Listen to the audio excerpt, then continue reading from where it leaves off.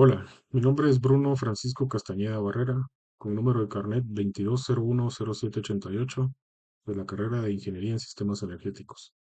El día de hoy les hablaré sobre el tema sistemas de generación de corriente directa, DC o dínamos. El objetivo de esta exposición es analizar de forma clara cómo convertimos energía mecánica rotativa en energía eléctrica continua, estudiando la estructura de sus componentes, las leyes electromagnéticas que la rigen, el balance de pérdidas térmicas y los métodos para medir su rendimiento en campo.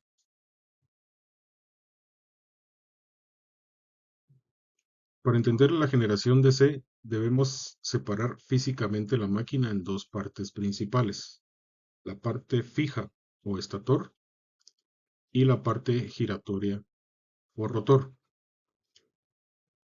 Podemos observar que en el estator los polos principales, con sus bobinas de excitación, al hacer circular una corriente continua por ellas, creamos el campo magnético de flujo por polo, Phi. También vemos como aquí los polos de conmutación o interpolos, que son clave para neutralizar la reacción del inducido y evitar chispas peligrosas. Por otro lado, en el rotor tenemos el núcleo del inducido, compuesto por un apilamiento de discos de chapa de hierro al silicio, laminadas. ¿Por qué laminadas? Porque si fuera un bloque de hierro sólido, las corrientes parásitas de Foucault sobrecalentarían la máquina. En las ranuras del rotor colocamos las bobinas de cobre, donde se va a inducir la fuerza electromotriz. Pero el corazón del dínamo está aquí, en el extremo del eje, el colector de Delgas. Son estas láminas de cobre aisladas con mica que giran junto al rotor, apoyadas sobre ellas. Tenemos las escobillas de grafito. Como veremos en un momento, la tensión que se genera en las bobinas es alternamente variable. El colector y las escobillas actúan como un conmutador mecánico que rectifica esa tensión para entregar una corriente continua estable en los bordes exteriores. Estas son las piezas o partes con mayor detalle de un generador DC. Con el número 1 tenemos la culata, fabricada en acero fundido o chapa de acero laminado.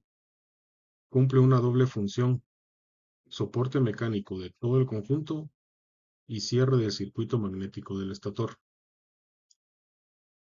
Como número 2 identificamos los núcleos polares, estructuras magnéticas atornilladas a la carcasa, constituidas por chapas laminadas para reducir pérdidas.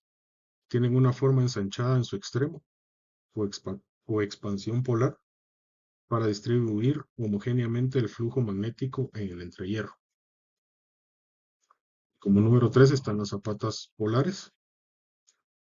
Como número 4 tenemos el polo intermedio o interpolo. Son polos más pequeños colocados en la zona neutra entre los polos principales.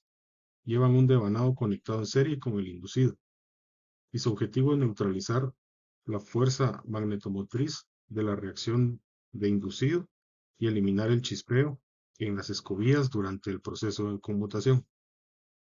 Número 5 también identificamos otro polo intermedio o interpolo. Como número 6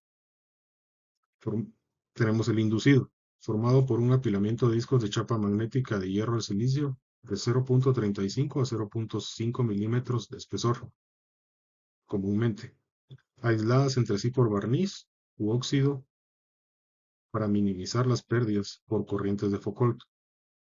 En su periferia exterior posee ranuras longitudinales. Como número 7 tenemos el arrollamiento del inducido, conjunto de bobinas de cobre alojadas en las ranuras del rotor. Es el devanado en el que se induce la fuerza electromotriz y por el que circula la corriente de carga.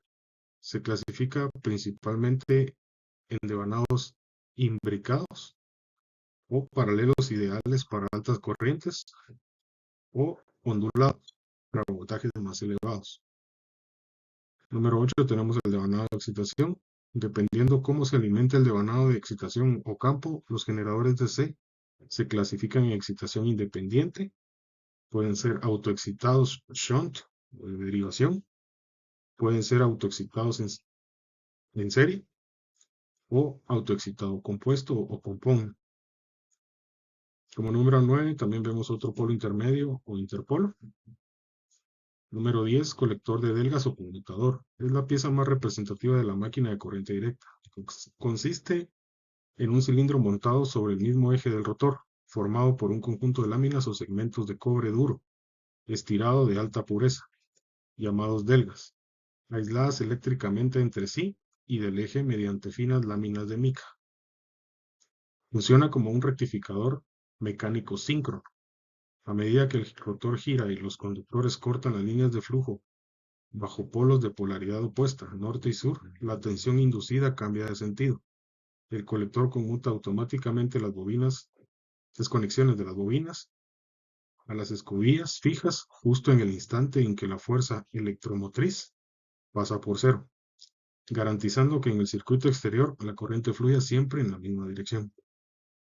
Como número 11, las escobillas. Las escobillas son bloques prismáticos fabricados con materiales electrografíticos o metalgrafíticos.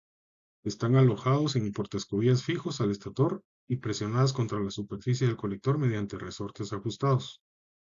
Proporcionan la continuidad eléctrica entre el devanado inducido en movimiento y los bornes fijos exteriores de la máquina. Como número 12 vemos la otra escobilla y como número 13 los pies que están soldados a la culata del generador.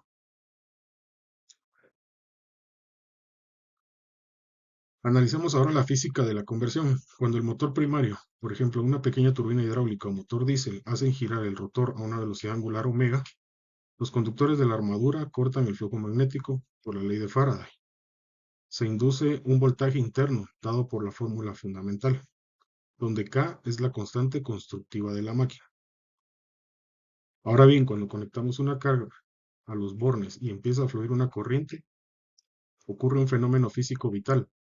La corriente dentro del campo magnético crea un par electromagnético opuesto o par electromagnético en el inducido. Este par es un torque resistente que frena el rotor. Por lo tanto, para mantener la velocidad constante, el motor de entrada tiene que hacer más fuerza mecánica. Al multiplicar ese par por la velocidad omega, obtenemos la potencia electromagnética interna convertida.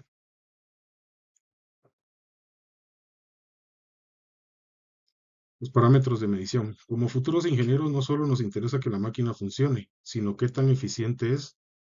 Para auditar un generador en el laboratorio, medimos la tensión en bornes, la corriente de carga, la corriente de excitación, la velocidad de giro y el par mecánico en el eje.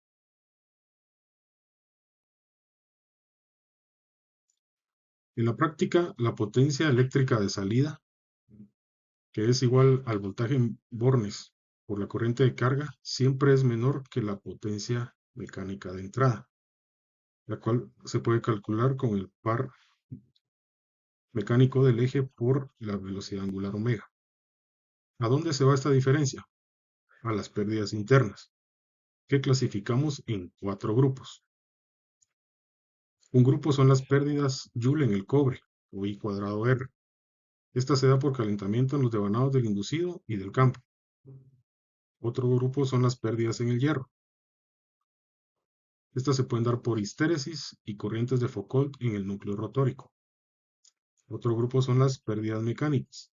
Estas se dan por fricción en cojinetes y resistencia del aire al girar el rotor.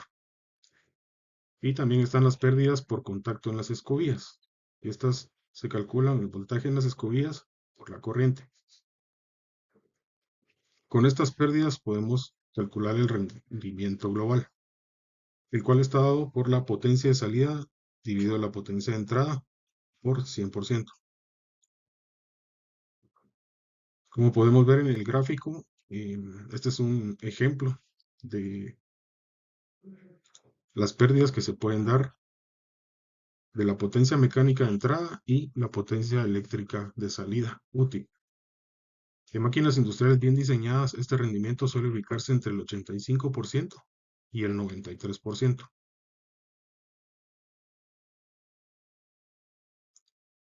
Como conclusiones de esta investigación, la tensión electromagnética generada en el devanado inducido por rotación es originalmente de corriente alterna. El colector de Delgas no crea corriente continua por sí solo, sino que opera como un rectificador mecánico que conmuta las conexiones cada medio ciclo, logrando una onda de corriente directa en los bordes exteriores. La generación eléctrica en corriente directa no es un proceso ideal. Al extraer corriente eléctrica para alimentar una carga, aparece un par electromagnético que se opone en el rotor. Esto exige que el motor primario incremente el torque mecánico en el eje para mantener la velocidad constante. Observando el balance de pérdidas, podemos notar que las pérdidas en el hierro o núcleo y las pérdidas mecánicas se mantienen estables en operación, ya que estas dependen del material y del diseño de la máquina. En cambio, las pérdidas en el cobre por efecto Joule dependen estrictamente de la corriente, por lo que estas pueden variar proporcionalmente con la corriente y afectan de mayor manera en el rendimiento. Muchas gracias.